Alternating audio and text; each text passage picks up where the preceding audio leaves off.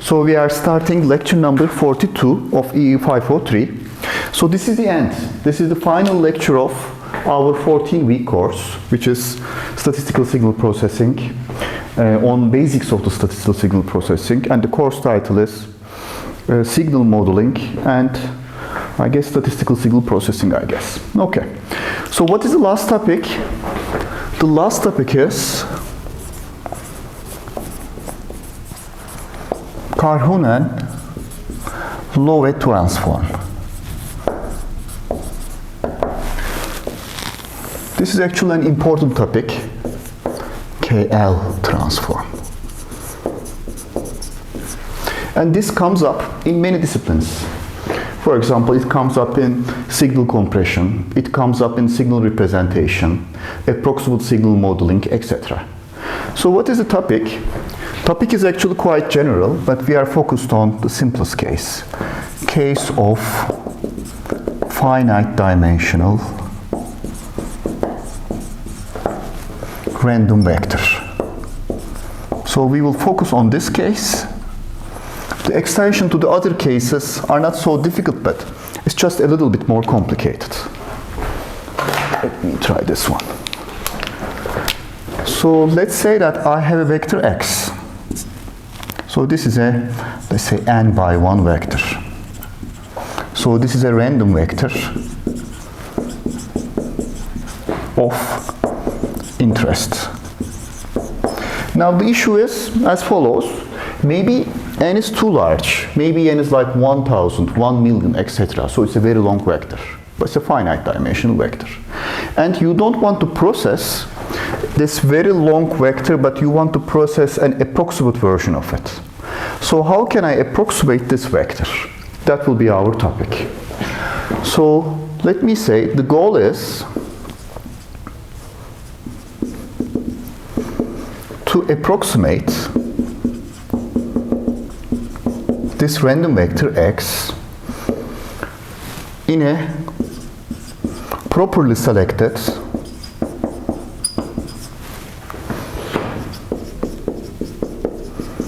subspace.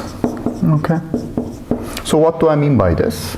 That is, I would like to have something like this, an approximate vector, x hat, which is alpha 1, u1, alpha 2, u2, alpha, let's say L, ul. Okay?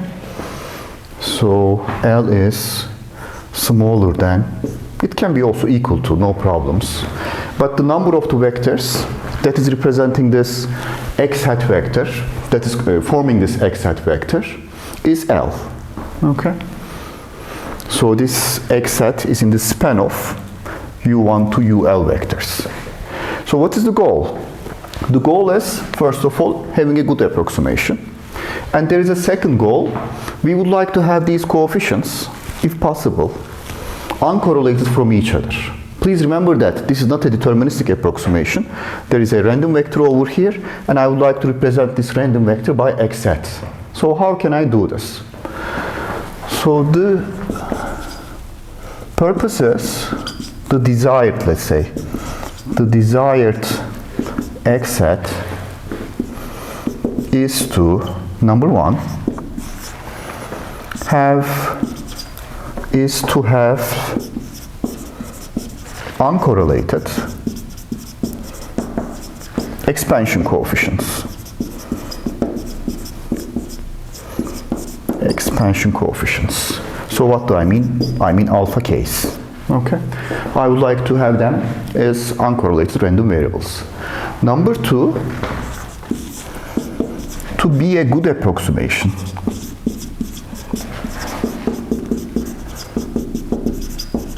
So what do I mean by good approximation to x vector? i.e. expected value of, let's say, the error vector, the representation error vector, should be minimized. Should be, let me say, as small as possible.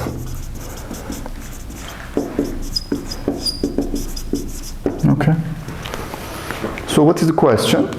Again, x hat is our approximate vector, which is defined like this. Okay, a linear combination of some u vectors. So in this problem,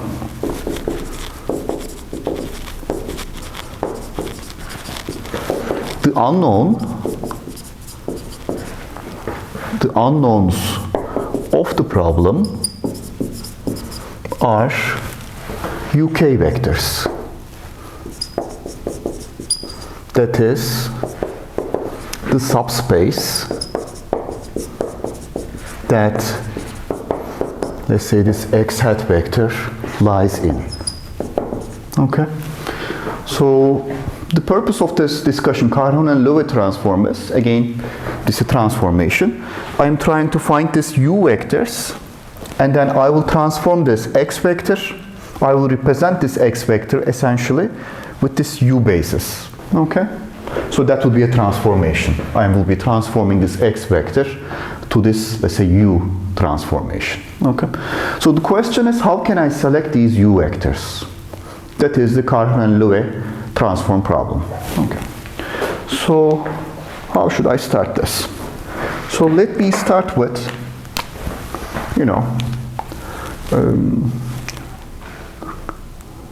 okay, let me write this with this color. Let's start with one-dimensional case. Okay, so this is the 1D case. Okay, so what is this case? This case is the following. X hat is equal to alpha 1 times u1. So the question is, I would like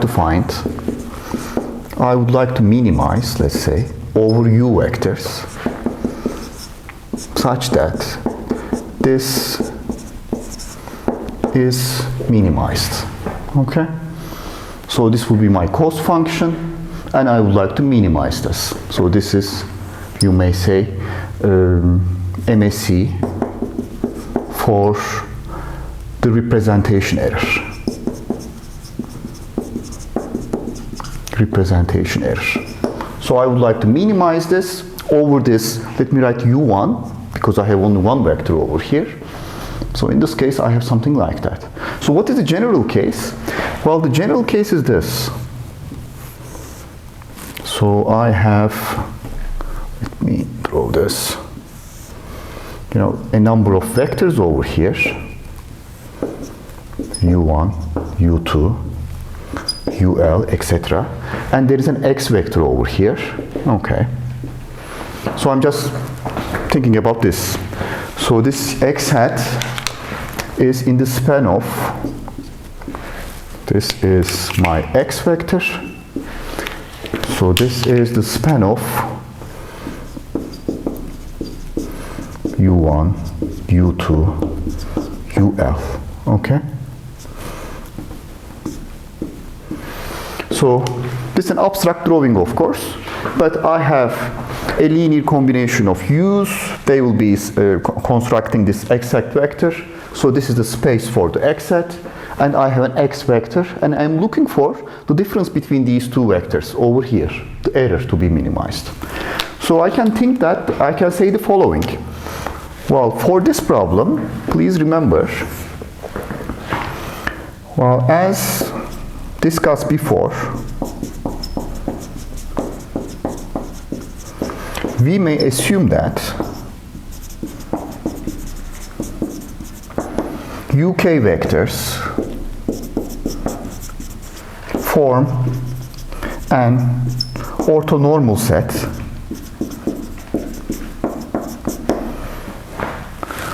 without any loss of generality, without any loss of generality. So what does this mean? This means the following. First of all, I have UK, the magnitude of this is equal to 1 for all k, normalized, and UK is orthogonal to UL for k not equal to L. Okay? So how can I say this? Because the span of this orthogonal set and the span of an arbitrary set, it will be the same set. Okay? It will be the same subspace. So it doesn't matter how you represent this subspace, there is a unique X set which is at the closest distance to this.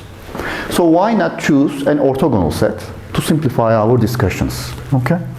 Because at the end you will see we have to project this X vector to this subspace, and the projection will be easiest if I have an orthogonal set representing this span.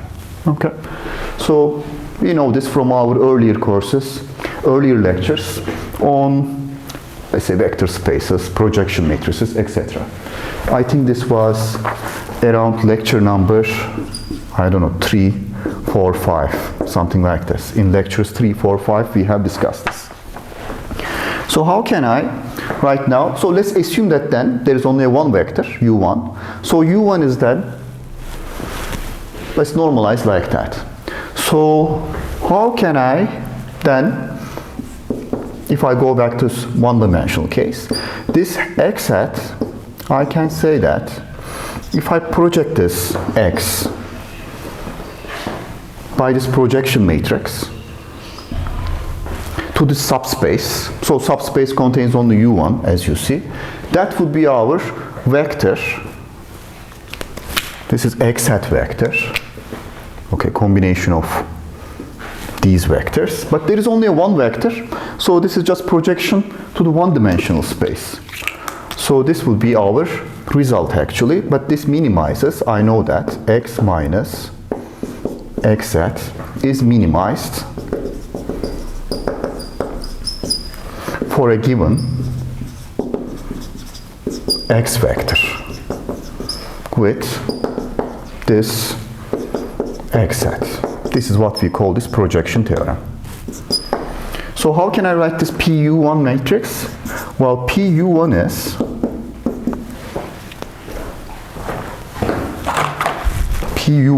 let's see,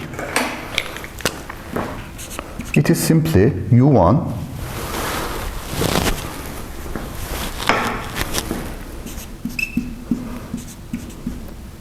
transpose. Okay? Why that is the case? Maybe if I write it over here, if I project to the, let's say, range space of A, maybe you can remember this. We had such a result, A transpose. Okay? Actually, this is the part where the least square solution plays. So this part finds, the coefficients of the expansion, alphas in this case, and if you map those alphas by A, you get the projection matrix. So over here, A is just U1, okay, a single vector. So A is U1, U1 transpose times U1 is 1, so I have U1 transpose over here. This is the general case for a, let's say L-dimensional subspace whose U vectors are the columns of this A matrix. So I can represent it in general like that. If I have a single column like that, then this matrix becomes this. Okay? So then, that is it. So this is the end of the problem. But is it the end? So I know how to do this for a given X. But I should be minimizing the MSE.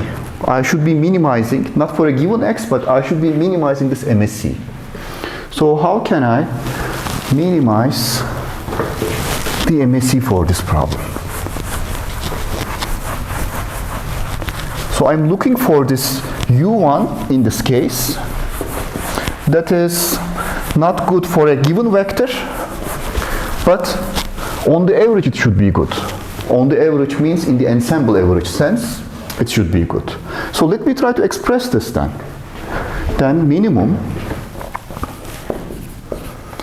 then let's write the cost function of the problem, let's say.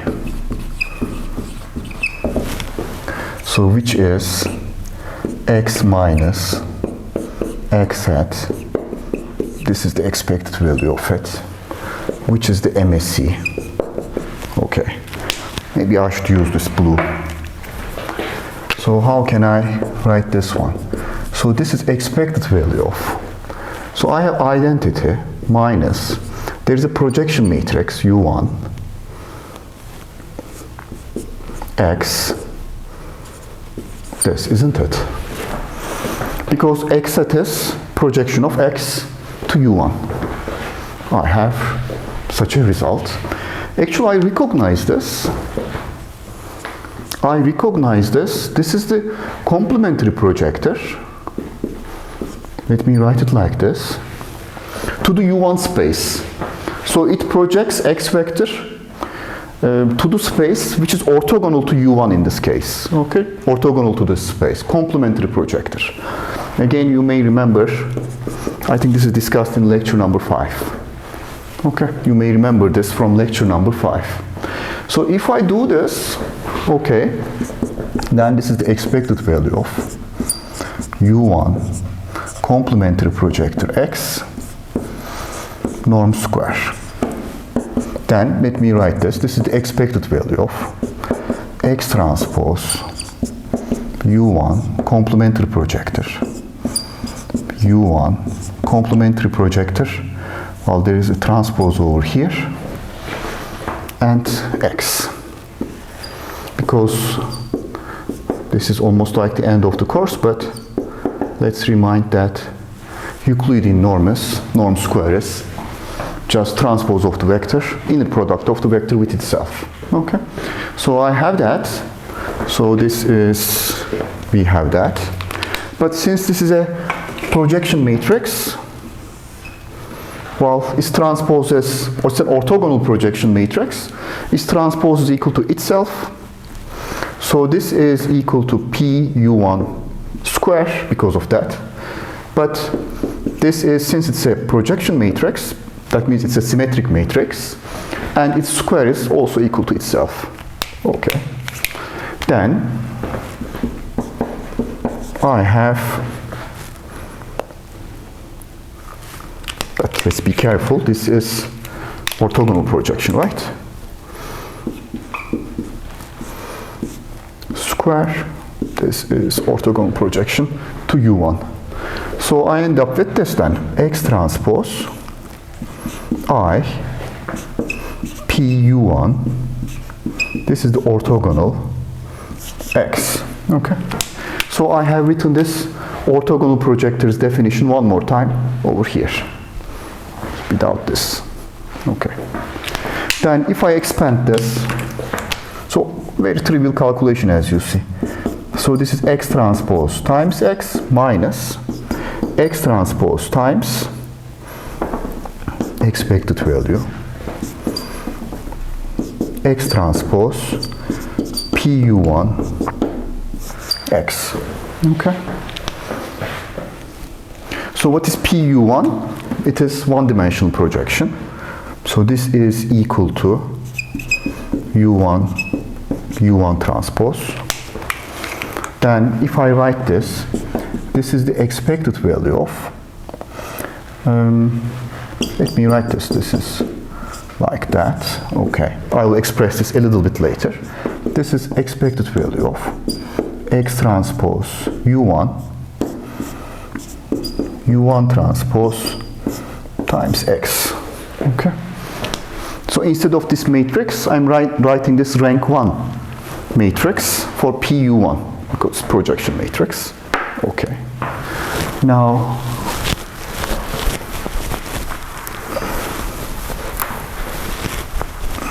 let's keep this because it's a nice picture. Maybe we can make use of it later on. Okay. Now if I go this way, then this is equal to expected value of this random vector's norm square minus, now I can write this also like this.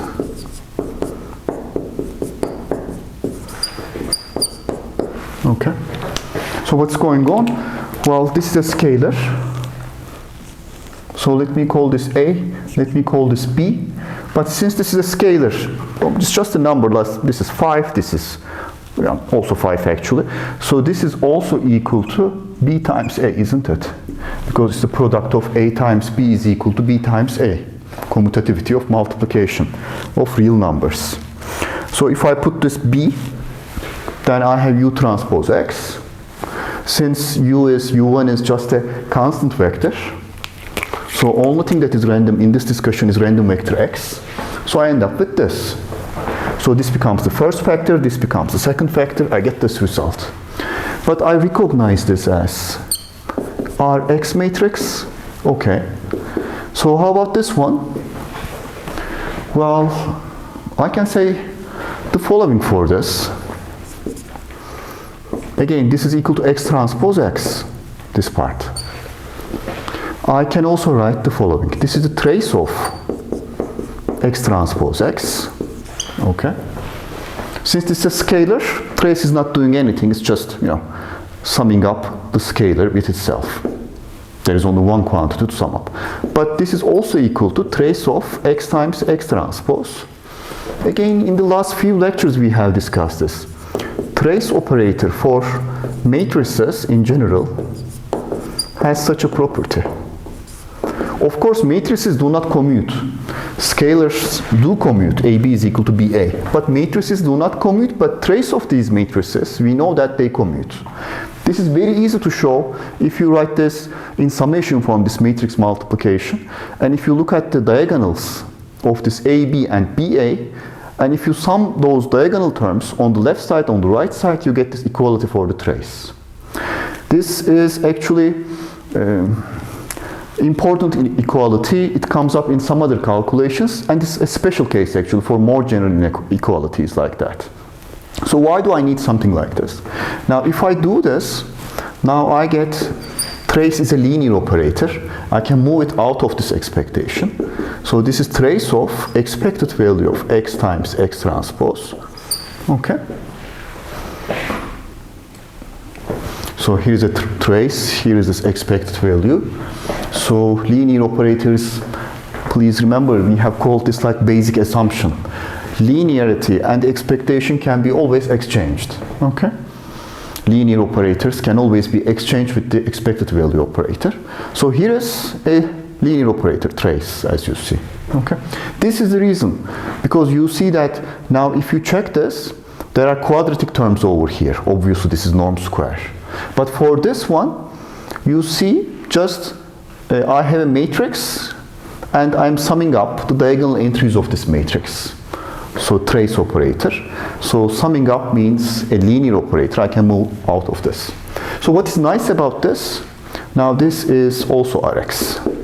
Okay.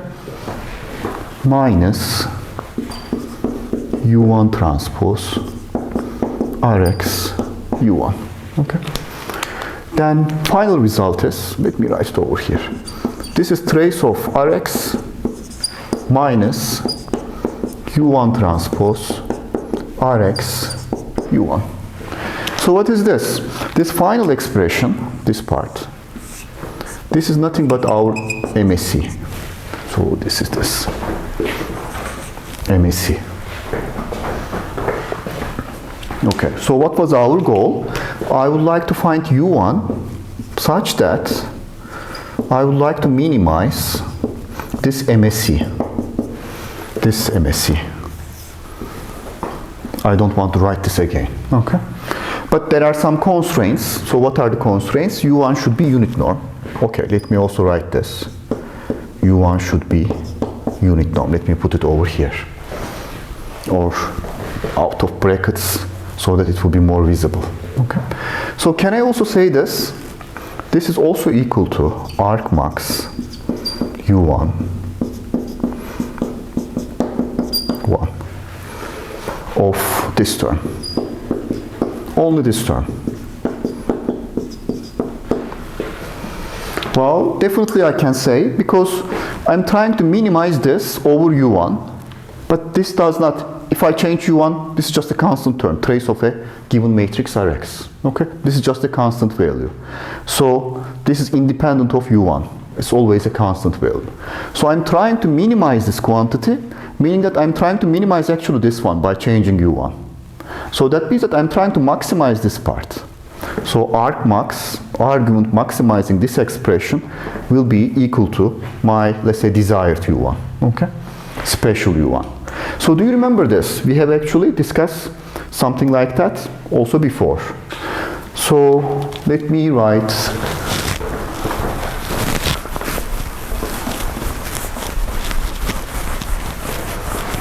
this for the Rx matrix.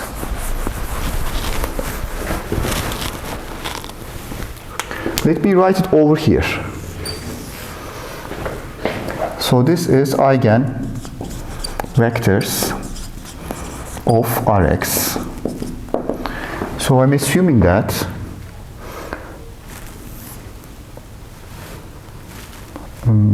Rx eigenvectors are ordered in decreasing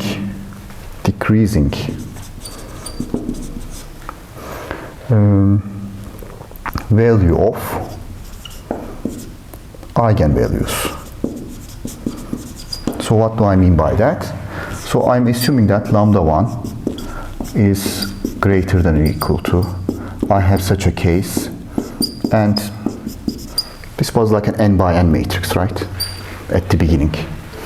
So I'm sure that these are not complex values because Rx is a symmetric matrix, or it's a Hermitian symmetric matrix. If it's a complex valued case, then eigenvalues are real valued, so they can be ordered. Then, if these are the eigenvalues, then this corresponds to E1, eigenvector E1. This corresponds to eigenvector E2. This corresponds to eigenvector E3, eigenvector En. And I also know that EKs are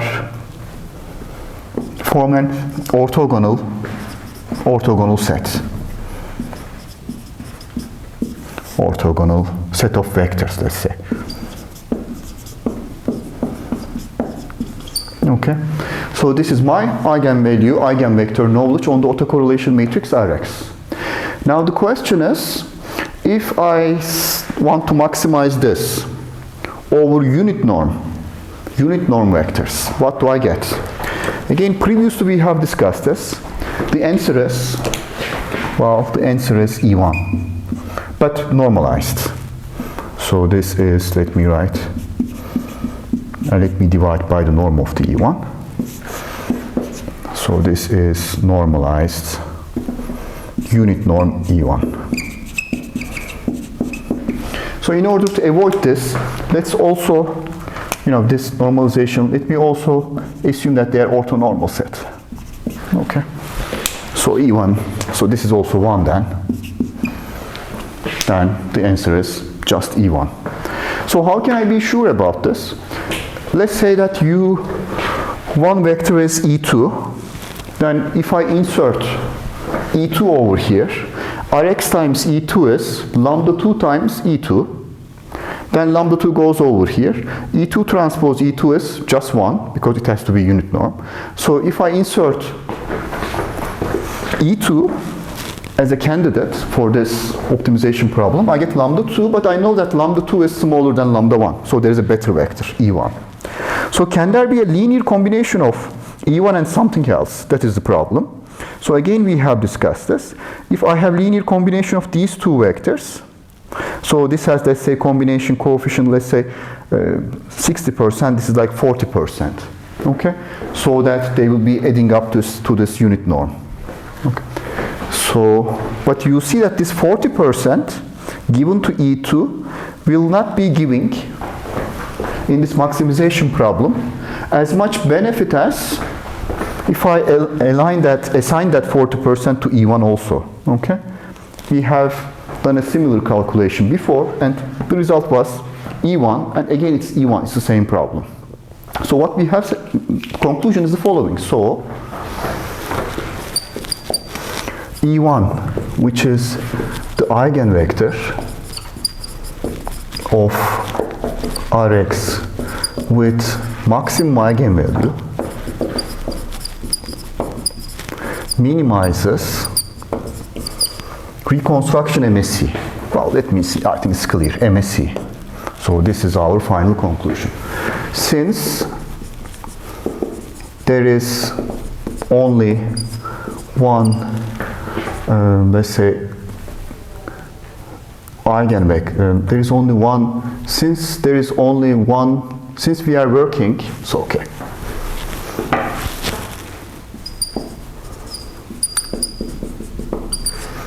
For the one-dimensional, 1D approximation problem,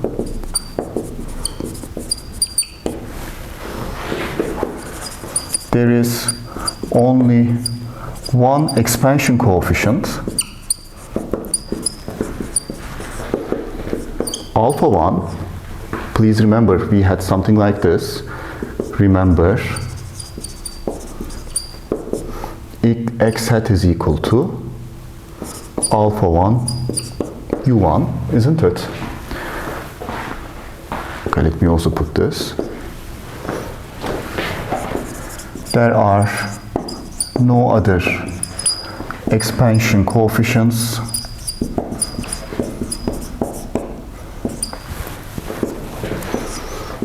for alpha 1 to be uncorrelated.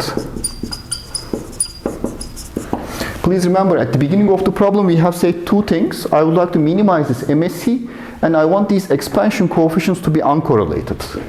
But since I have only one expansion coefficient, then uncorrelatedness does not apply because there is nothing else to be uncorrelated with. Okay? So let me see. E1, since we are looking for one, there is only one expansion. Remember this. There are no other expansion coefficients for E1 to be uncorrelated. So the problem is solved. The problem of 1D approximation is solved. Okay, that is it. Okay, so let me try to again express this minimum MSE minimum for 1D problem. So what is this? This is this trace of, so this is expected value of x minus x hat over this x. So this is equal to this trace of Rx minus, so U1 is right now E1 transpose Rx E1. Okay, this is the minimum value. So what's that value? Well, this is equal to lambda 1 as we have discussed. How about this one? Trace is equal to nothing but the summation of the eigenvalues. So this is lambda 1 minus this. So the error is then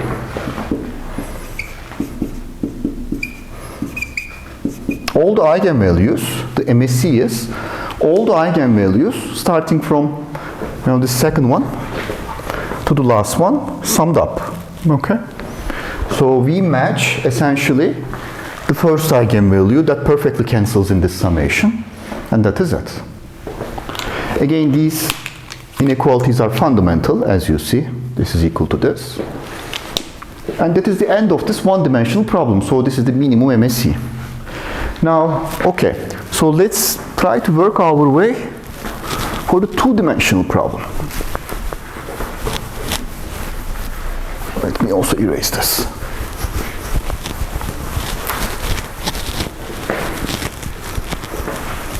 So what's your guess in 2 dimensions? Well, I think all of us are guessing probably correct result. But let's see how we can derive our guess. So this is case of 2D approximation. Let's see.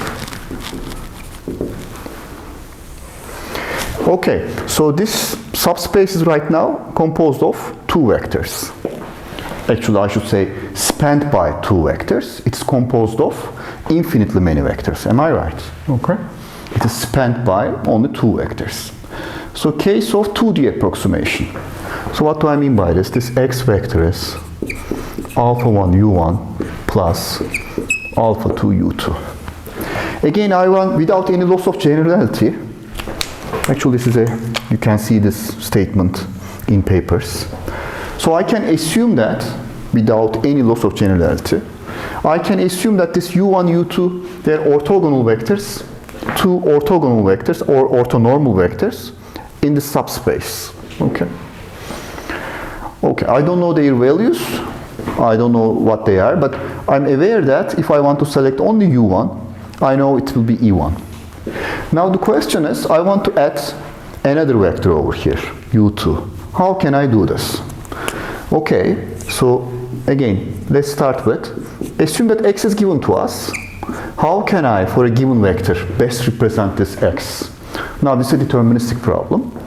Okay, then nothing new. X, I should, so to minimize this, the minimum value of this, let me write this. So this is equal to this. Okay, is minimized with, as you can imagine, now I am projecting to this two-dimensional subspace. This is not the right one. P, U1, let's say U2. So this is, okay, x hat of x. So this is the projection matrix, but I am projecting to this two-dimensional subspace. So how can I write this one? This is U1, U1 transpose, U2, U2 transpose times x. Okay. Again, this is the same as, our general case, but I have erased this. Range of A is equal to A transpose, A inverse, A transpose. Okay. So in this case, A is equal to U1, U2. So A matrix is this. Then X hat is equal to A times alpha, a linear combination of columns of A matrix.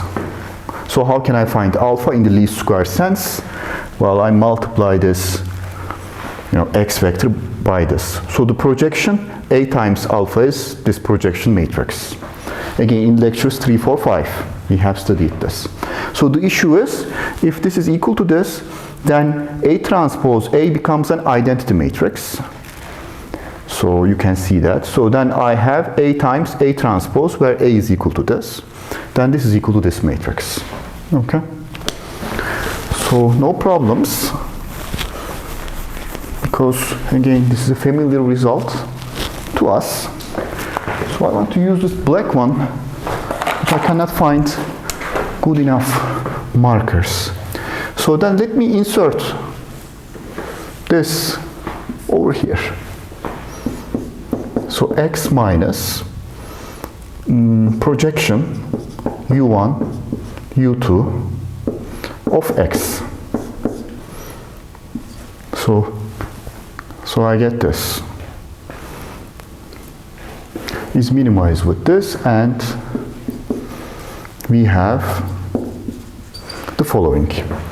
So can I write also this is equal to, x is equal to, now U1 transpose x minus U2 transpose x magnitude square. So then let me do this. So if I call this, for example,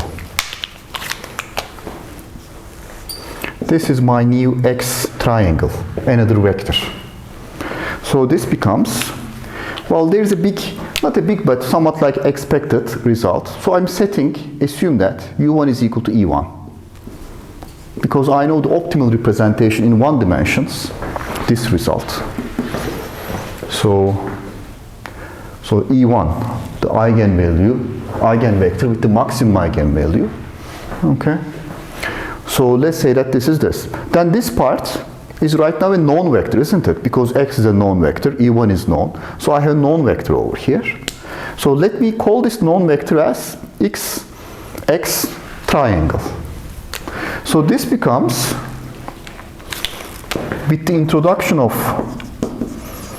x triangle, the problem of MSE minimization is immediately solved, since we know that from 1D case, this is U2. U2 should be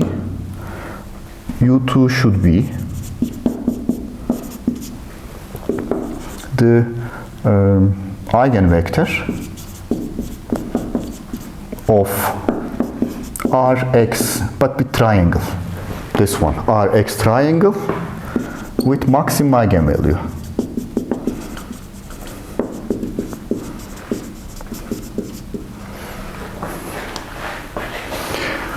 Okay, if I set U1 to this, then this is a known vector, as I have said.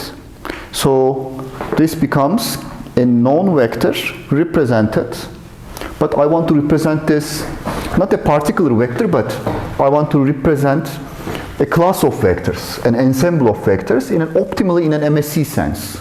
But I have just solved that problem. So if I can calculate the autocorrelation matrix of this vector, which hopefully I can calculate, then if I calculate the autocorrelation matrix of this Rx triangle, my problem is solved, because this is the solution. U2 is the eigenvector of Rx set, Rx triangle with the maximum eigenvalue. Okay, so then problem is somewhat like we know what to do at least. Let's try to calculate autocorrelation matrix of, let me see, X triangle. Okay, so let me write then autocorrelation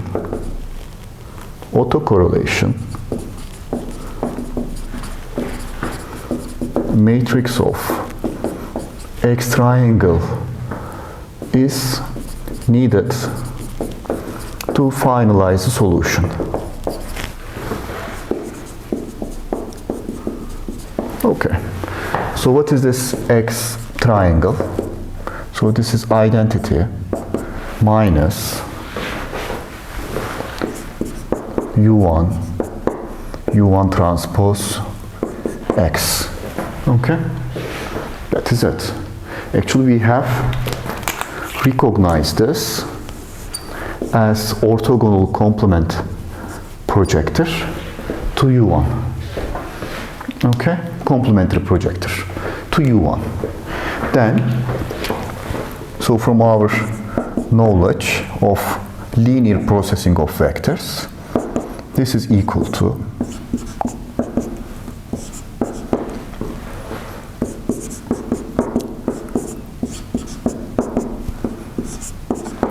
this. Now the question is, okay, I know this Rx. Well, this is, I have said written as U1, but I would be sorry for this.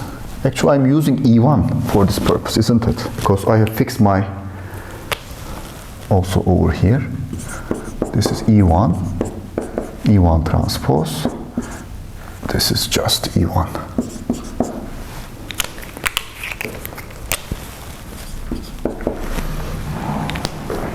Because I know what the optimal U1 is. It's just E1. Okay? So from my earlier result. So I'm adding one more dimension to this. So let me write this one more time then. Identity minus E1 transpose times Rx.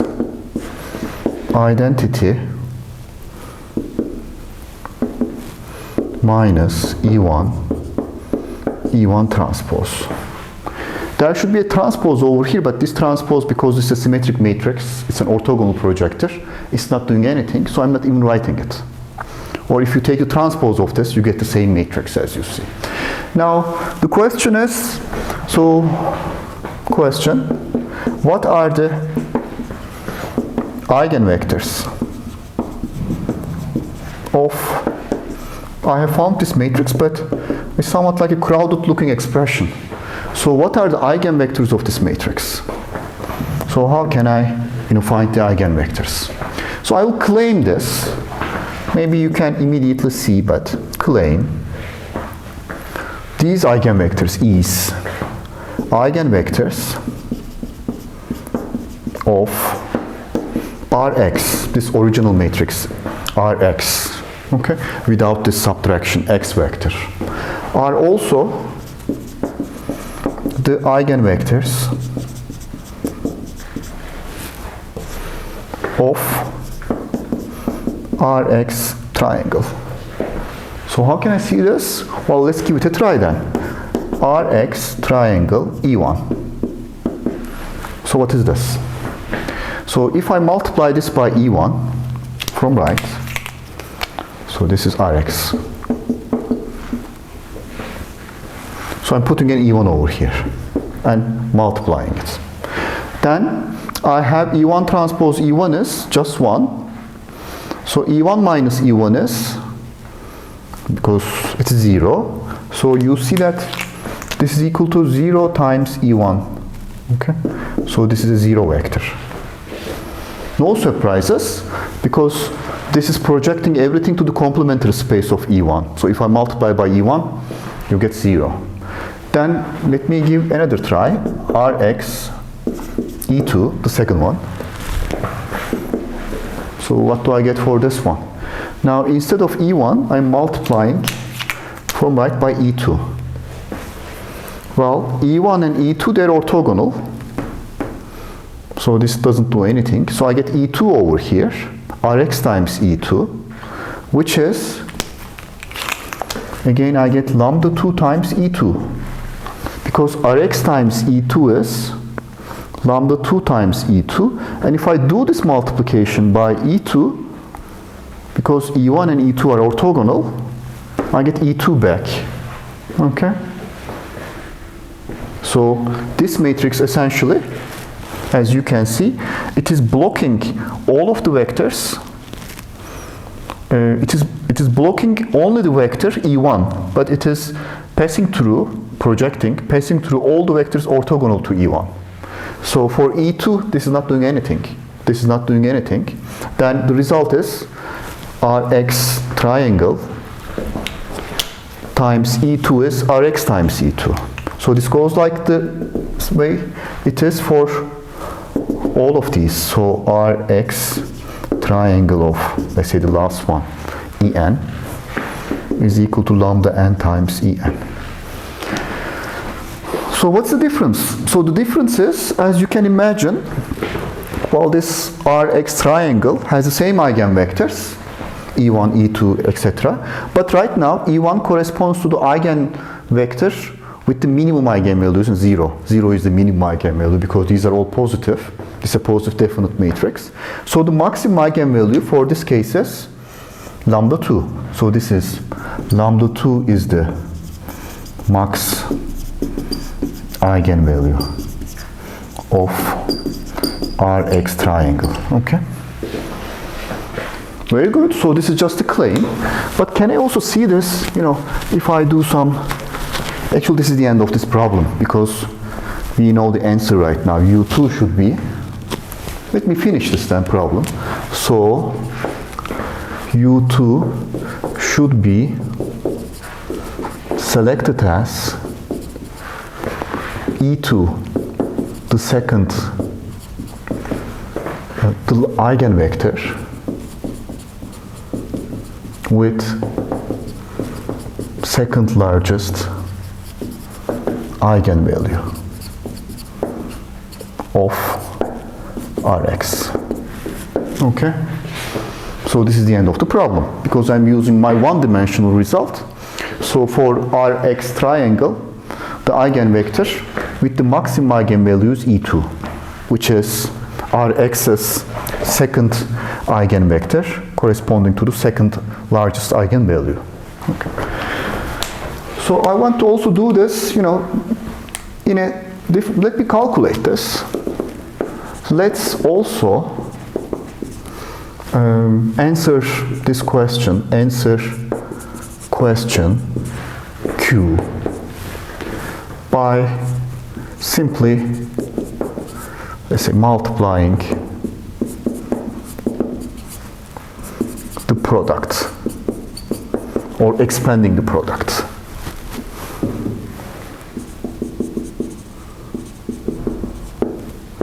So what do I mean by that? So remember, Rx triangle is this thing. I minus E1, E1 transpose. So this is Rx, I minus E1, E1 transpose. So I think we can erase this part.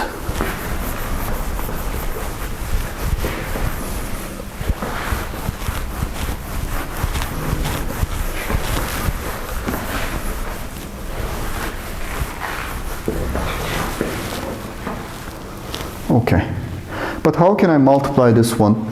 So let me introduce this eigendecomposition of Rx.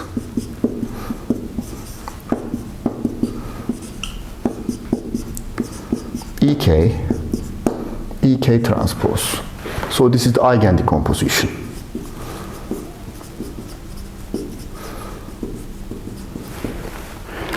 Okay, so how do you do this multiplication? Well, I have two terms over here, and I have a sum over here.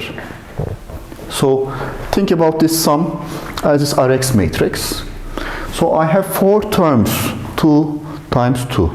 I have 4 terms, including in middle this Rx matrix. So if I do this, I have identity times identity Rx. But Rx is equal to this. So this is the summation. Okay, let me write the summation like this is Rx. Okay. Then I have identity times Rx times this minus identity. Again, this summation over K. This is Rx times this E1 transpose. This, and that. I have this summation. This, and that. Okay. Plus 4th term, this term, Rx, and this term.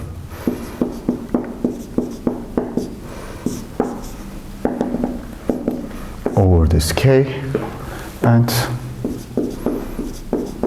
E1 transpose. Okay, so how do I handle this? So in this summation, as you see over here, I have EK transpose over here. But EK vectors are orthogonal to E1 unless K is equal to 1. So if you multiply from right by E1, by this, then all of these entries of this sum will be equal to this 0 matrix, except the first entry. So for the first entry, then I get, when K is equal to 1, for this term, I get lambda 1, EK transpose, E1 transpose, this is E1. I get E1 transpose times E1 over here, but that is just 1. I get this, okay? So let's do the same thing for this one. Now this time I'm multiplying from, this is from right, this is from left, okay? So if I multiply from left by E1 transpose over here, so all of the terms except the first one will not be contributing to the summation. So if you multiply by E1 transpose, so you get lambda 1, E1 transpose E1 is 1, okay? So I have an E1 over here, I have a lambda 1 times E1 transpose. Okay. So I get something like that for this one, exactly like this actually. So about this one, well, we have studied this part. This part is, I guess it is clear. It is the same as this, lambda 1, E1 transpose. So if I multiply from, this time from left, by, let me keep this, E1 transpose. So this becomes E1 transpose times E1 is 1, lambda 1 again, E1 transpose. So all of these terms are the same if you do this multiplication. Then, well, this has plus sign, this has minus sign, they cancel. So I'm left with this one. So the final result is K is this, I'm writing this, lambda K EK transpose minus lambda 1 E1 transpose. And obviously you get 2 to n lambda k EK transpose, and obviously this is nothing but the eigen decomposition of this, and we see that the eigenvalues are lambda 2, lambda 3, lambda n, etc. for E2, E3, En, and for lambda 1 we get 0 eigenvalue. Okay, that is it. So we can answer this question like that. Let me see. So let's write our final conclusion.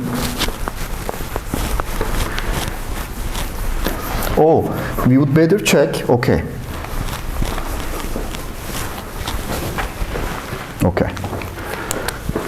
Then, in two-dimensional case, U1 is equal to E1, U2 is equal to E2, i.e. eigenvectors with largest eigenvalues, two eigenvectors, let's say,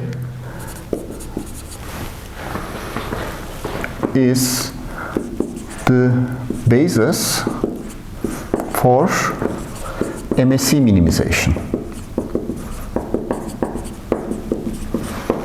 And the error in this case, the, let's say, minimized MSE for 2D case is J min, this is 2D, this is expected value of this, okay, minus, now I have a 2D result, or let me write,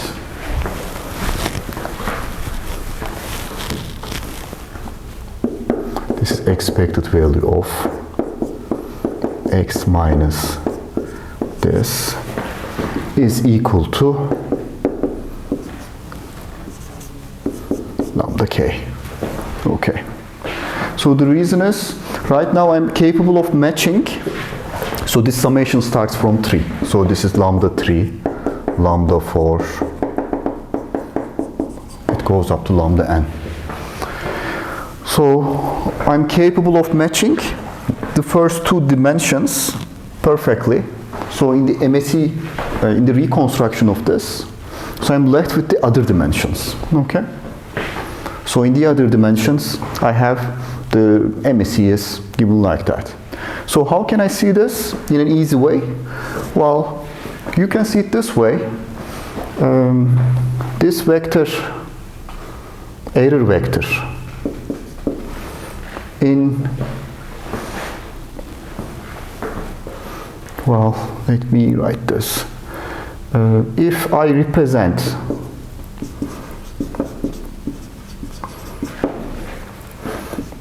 x and x hat with, let's say, this E basis, with E1, E2, En basis, okay, then this x minus x hat will be this vector, this is our error vector, will be the summation of, okay, let me write this, let me write beta 3, E3, beta 4, E4, beta n, En. So what's going on? Well, remember this picture. So this vector is out of this two-dimensional space. So I'm representing this vector with an orthogonal basis. So I am matching the first two components of this vector. Then the error is the other components. The error is the other components of this. Okay? So this is error vector is the components of x in the third dimension, fourth dimension, nth dimension, and so on. Okay, this is nothing but the complementary projector. Okay, complementary projector to this space. So components of x orthogonal to this space is this. Now the question is, how can I calculate the, this norm? Well, to do that, since this is an orthogonal representation, so beta 3 over here is x transpose times E3, because that is the way, that's its expansion coefficient, again as an inner product. So similarly for the others, for beta k is x transpose times, well, we write it like the other way around.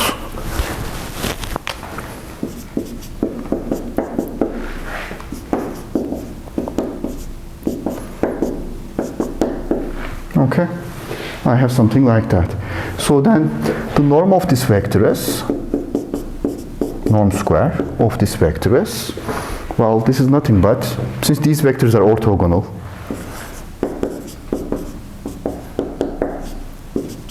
square of this.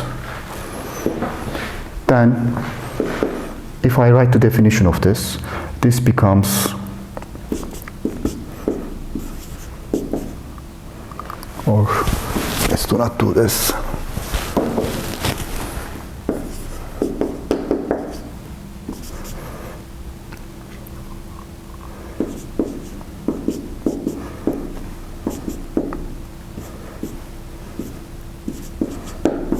Okay, so this is beta k square. I was writing the first one, beta k square. So that is the end of this calculation. Now we should take the expected value of this. If you take the expected value of that, well, you take the expected value of this. Now you have an Rx matrix over here. Then since this is an eigenvector, you get lambda 3, lambda 4, etc. Okay? So that is the way you calculate, but this is nothing but an extension of the earlier result. In the 1D case, so we capture the first dimension, so the remaining eigenvalues starting from the lambda 2 form this minimum error when we sum them up. For the 2D case, we capture the first two dimensions and the remaining ones become the minimum MSE. What do I mean by capture the first dimension, second dimension, etc.? So I'm assuming that this x vector is represented with this E basis, and in the two-dimensional case, I'm exactly matching the first two dimensions of that. Okay?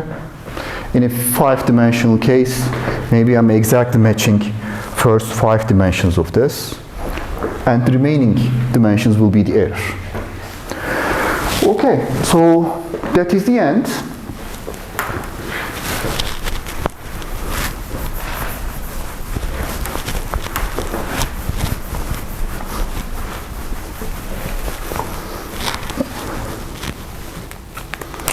Note that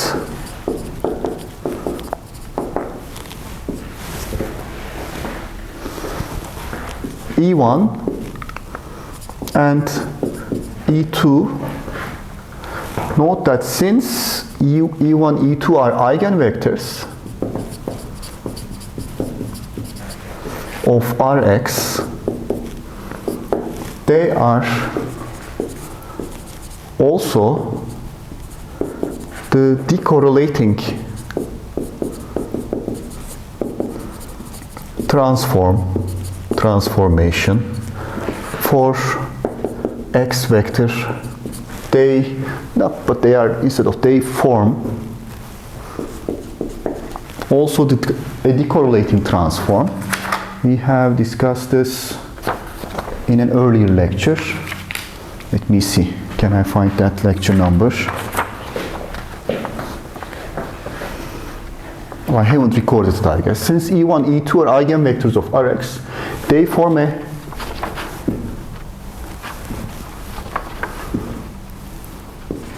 decorrelating transform for the x vector, and therefore the expansion coefficients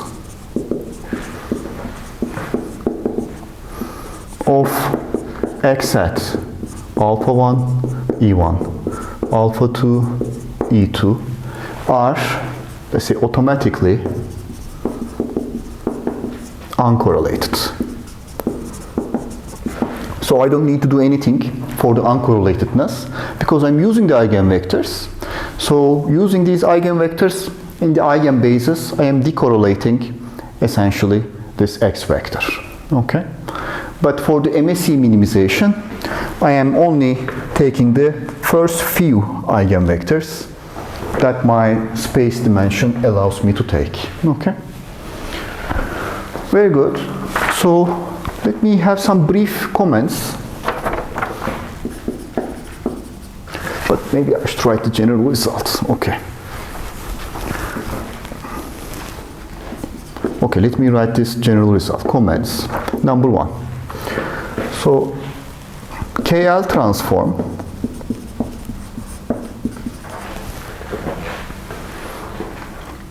selects the eigenvectors of Rx with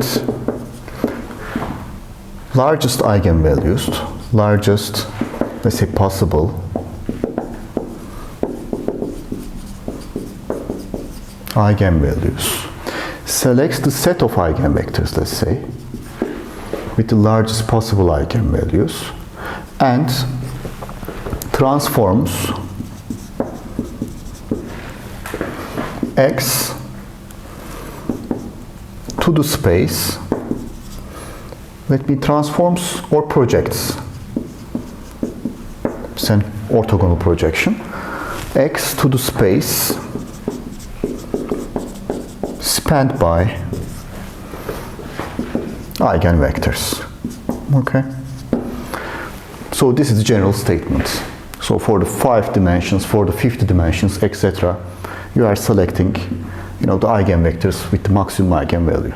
Number 2. Well, what are the application examples? Application example. So in image processing, for example, so assume that this is, an image. There is a mountain over here. There is a sky. So this is sky. So there is a lake somewhere and so on. But in image processing, what we have is, for example, if we say this sky part, we expect this part of this, image to be almost like blue. It's like a uniform blue part. If there are some clouds, there can be some white pieces inside and so on. Okay? But what is interesting is that if I take, let's say, this part, and in JPEG compression, for example, so this is 8 pixels, and this is also 8 pixels. So I have 64 pixel block over here. Okay? Something like that. So what we know is, let's say that this is a 2-dimensional problem. So let's say that this n dimension, this is m. Okay? So this becomes the pixel value at xn, m. Okay? So this is the pixel value at xn plus 1, m. So the next one in this n dimension. So what do we have? So we can see that, let me erase this. So what we expect if this is like a sky image, then if I know this pixels value, it will be almost like equal to the next pixel in the neighboring, let's say, cells. So can I write something like this? X of n plus 1 in the mth column, so this is the mth column, I'm talking about this column, mth column, is almost like equal to xn in the mth column, the previous entry, okay? But it's not exactly equal, maybe there's some noise, okay? Let me write noise. So how about this? If I write this like there is a rho coefficient over here and rho is like 99, something like that, okay? Now you can say that this is almost like an AR1 process, okay? If you consider this like a white noise, okay, so these neighboring pixels are highly correlated because of this, okay? I can calculate this correlation coefficient. So because of this, I see a very high correlation coefficient and 0.99, and then all of these pixels, 8 by 8 pixels, they obey, a law like this. So what does that say? That says that if you know that this pixel value is, let's say, 100, neighboring pixel can be 101, this can be 105, etc. But we can model them like that. Now the issue is, I don't want to only model this, sky image, lake image, etc. I want to model a class of images. Maybe you want to model a portrait images, you want to, let's say, landscape images, etc. So for those images, there is ensemble of blocks like that. Ensemble means, you collect all of those 8 by 8 blocks and you consider them like an ensemble of your 8 by 8 input. Then you try to model this ensemble. Okay, what do I mean by that? Maybe this model is valid, or you try to estimate the correlation between these by using our correlation estimation methods. You try to estimate the correlation between the neighboring pixels. Okay, once you get this correlation, you may only focus on, if you want, only one column of this matrix. Then this becomes an 8-element vector. Then for that, let's say, vector, then you have this X matrix. You have an 8 by 8. You estimate this from your ensemble. 8 by 8, let's say, autocorrelation matrix. But you don't want to represent this 8-dimensional vector with 8 coefficients, alpha coefficients, but you want to represent them with 2 coefficients. This is the image compression. But how would you select those coefficients? That is the issue. So if you select them by projecting this X vector to this subspace formed by E1 and E2 vectors, which are the eigenvectors of this, then you do a MSE optimal construction of this X vector in this ensemble. Okay? So this becomes image compression. So in practice, of course, you don't use this. You use 64 by 64 images and so on. So whenever you have a large dimensional data, which is, this is like 64 pixels. This can be a small dimension actually in today's standards. When you have a large dimensional data, it always makes sense to find a subspace to represent that data. And KR transform is used basically for that purpose. You estimate the autocorrelation matrix of your signal of interest. Okay? So assume that your signal is like a long dimensional, one-dimensional long vector. You try to calculate the autocorrelation from your ensemble using experimental data. You try to calculate this autocorrelation matrix. Then if you calculate a few eigenvectors, maybe you can represent that long vector with very few coefficients.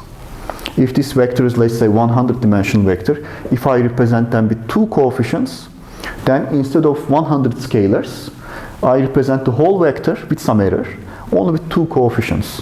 In a way, it becomes 2 to 100, 1 to 50 compression ratio if you measure it like that. So this uncorrelatedness is also important, because if they're uncorrelated, you can individually quantize them. So you want to assign, for example, 5 bits to this, 4 bits to that, in digital signal processing. At the end, this has to be quantized. So you can assign those quantization levels, etc. So this becomes an important issue in compression. So what else? So let me mention this. Comment number, is it 3?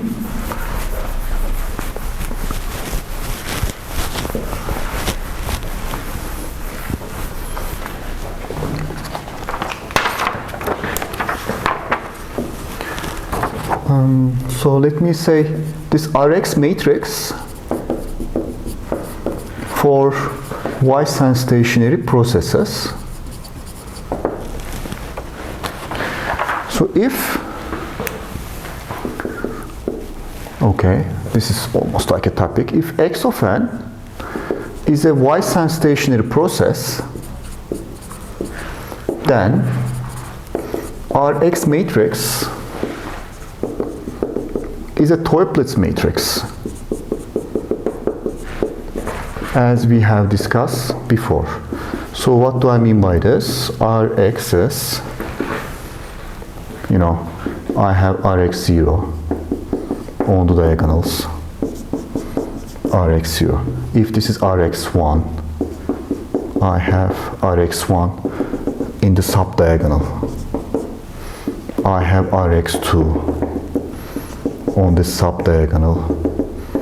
So let's say Rxp. Okay, something like that. Then this becomes Rx of -1 in the super diagonal. Then Rx of -p goes like this. So this is a tortless matrix. Again, what I mean by this, you see on the diagonals of this, let's say, you see a single value. On the lower diagonal, subdiagonal, you see only Rx1. In the second lower diagonal, second subdiagonal, let's say, you see this Rx2 and so on. So if we have such a case, then the DFT matrix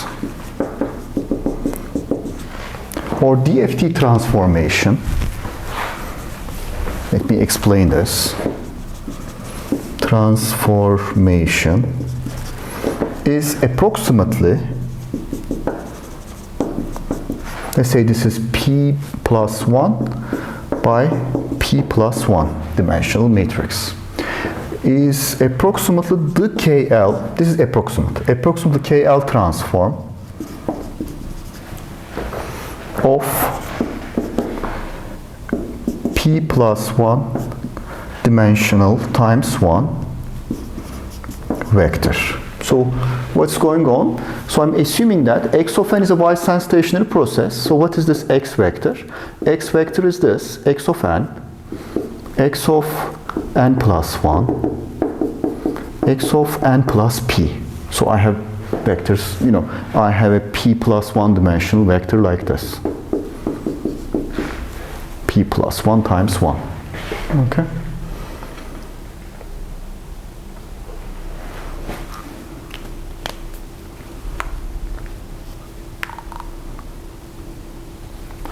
So approximately the KL transform. Actually, this is an important result. This is the reason that, okay, let me write one more thing. And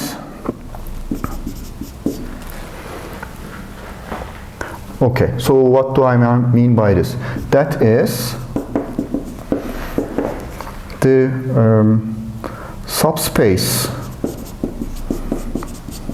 of KL transformation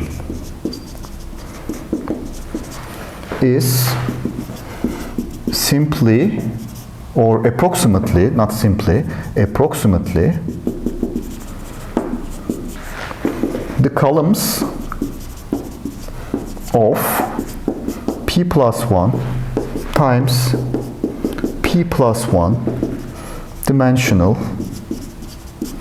DFT matrix. And the eigenvalues of this matrix is the samples of the approximately, everything is unfortunately approximate, but approximately the samples of its power spectral density. Its power spectral density. Okay. So actually this is an important result because Weisstein stationary processes are very common in processing. And if you want to find the autocorrelation matrix, you always get this tortless structure. But independent of the values of this, you see that we have an approximate KL transforms, which is basically DFT. DFT subspace is the approximate KL transformation space. So how can I, convince myself that this is true? So remember that in lecture 23b, we have discussed the decorrelation of Weissan stationary processes with Fourier transform. So this is related with that actually. So what do I mean by that? Let's assume that this vector, x vector, is an infinite dimensional vector.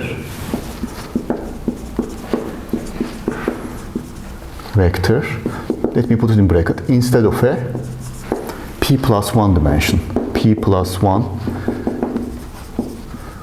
dimensions. Okay? So let's assume that this is an infinite dimensional vector. Then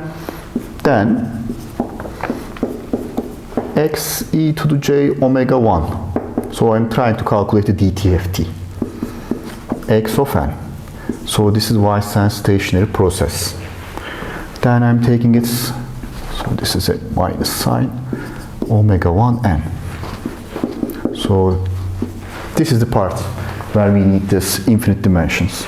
As you see, if this is from 0 to n minus 1, this is just a finite dimensional vector, then this can be dft if I put this omega 1 properly.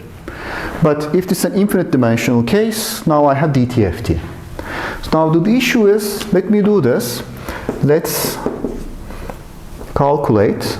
Actually, we have done this in lecture 23b, but I think for the continuous case, let's calculate the correlation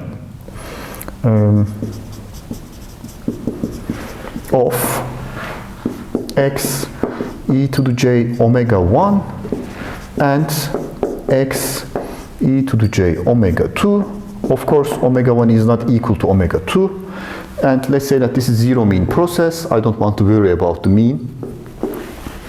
Okay. So how can I do this? Well, this is expected value of, I have two random variables. Since they are complex valued, I take the complex conjugate of the second one and do this calculation. So let me, put this expected value, x of n1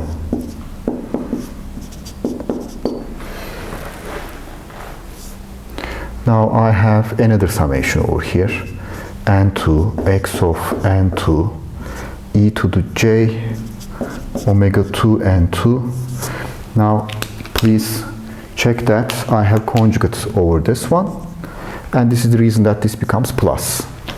Okay, so let me move it to this part if I can and erase this. So I have n1 summation, n2 summation, x1, this,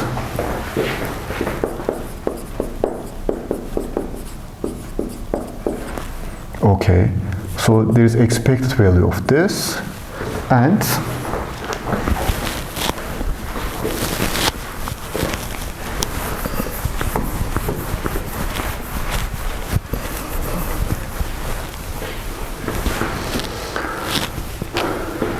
e to the minus j omega 1 n1 times e to the plus j omega 2 n2. Is this correct? Plus minus n1s and 2s. Okay, now since this is Weissan stationary, so this is, well, let's use small rx n1 minus n2. Okay, after expectation. Then, well, let me rx n1 minus n2. So I have exchanged these two summations, n1 and n2 exchanged, e to the minus j omega 1 n1, e to the j omega 2 n2. Okay, Now I recognize this as power spectral density of this autocorrelation, Fourier transform of the autocorrelation sequence evaluated over here, but there is a shift property of this autocorrelation. So due to this shift property, shift by n2 units, I have this. Okay. Then I have the following. Let me write this.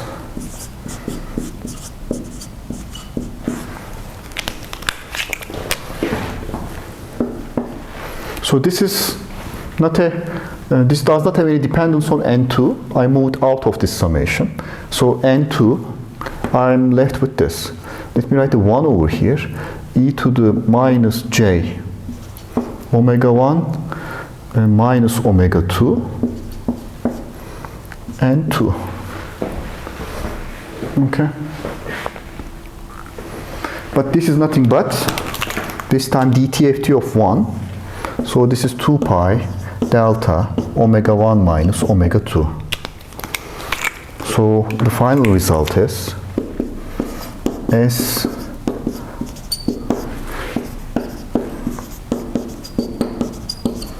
so which is equal to 0 for omega 1 not equal to omega 2, then this is equal to this for omega 1 is equal to omega 2. Okay. So what do we see from this result? We see that indeed, if these two frequencies are different, then we see uncorrelatedness. If the frequencies are the same, then the result is, you may say the variance, because this process is zero mean, the variance of this random variable, this, is equal to the power spectral density evaluated at that frequency. Okay? So,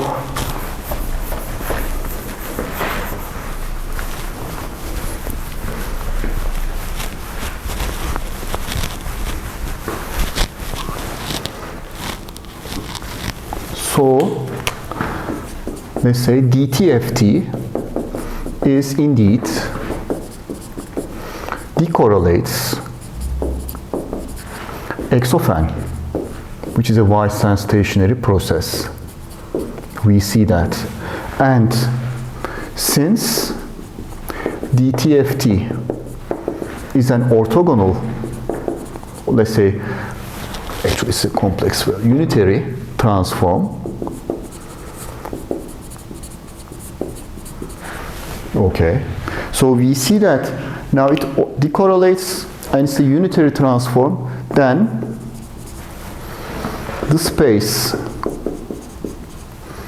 of KL transform coincides with the space of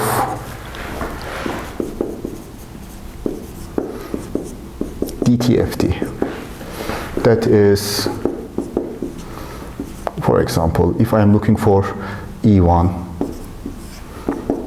e to the j, omega, let's say e omega, I should say, e omega n, okay, for n minus infinity to infinity is the, let's say, infinite dimensional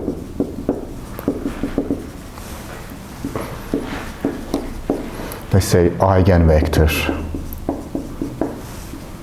of, you know, Rx infinite dimensional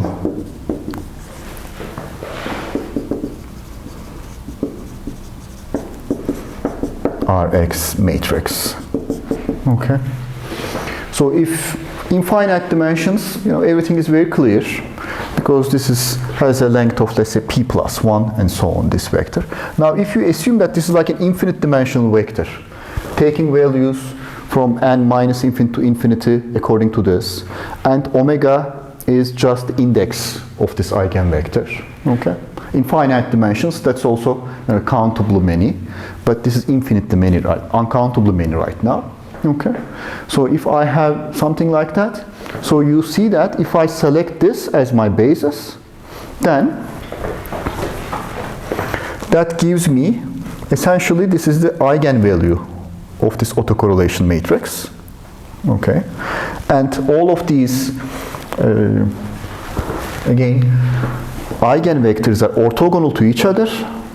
These functions are orthogonal to each other, and each of them have eigenvalue of this. So if you want to do a KL transformation, you select the frequency for which this power spectral density has a maxima. Okay, so for example, if we have in 0 to 2 pi a power spectral density like this, maybe it makes sense, somewhat obvious, but to use this part of this frequency spectrum, let's say this band.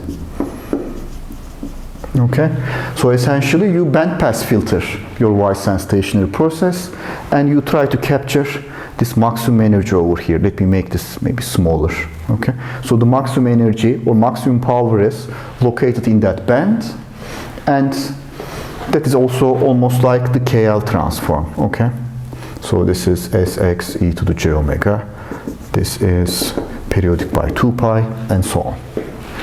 So for the finite dimensions, we have almost like the same result, but all of these results are approximate.